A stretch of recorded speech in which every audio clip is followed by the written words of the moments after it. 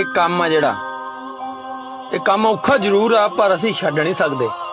ਸੋ ਸਾਡਾ ਦਿਲ ਲੱਗਿਆ ਹੋਇਆ, ਸੋ ਸਾਡੀ ਜਾਨ ਵਾਸਤੇ ਹੈ ਇਸ ਕੰਮ ਵਿੱਚ ਜੋ ਇਹ ਡਰਾਈਵਰੀ ਆ। ਸੋ ਅਸੀਂ ਡਰਾਈਵਰੀ ਕਰ ਸਕਦੇ ਹਾਂ ਕਿਉਂਕਿ ਸਾਡੇ ਰਹਿਣ ਸਹਿਣ ਖੁੱਲੇ ਆ ਡਰਾਈਵਰਾਂ ਦੇ, ਖਾਣਾ ਪੀਣਾ। ਬਾਕੀ ਉਹ ਗੱਲ ਹੈ ਵੱਖਰੀ ਆ ਕਿ ਸਾਡਾ ਕੋਈ ਟਾਈਮ ਟੇਬਲ ਨਹੀਂ ਹੈਗਾ, ਨਾ ਸੌਣ ਦਾ, ਨਾ ਖਾਣ ਦਾ, ਨਾ ਘਰੇ ਜਾਣ ਦਾ।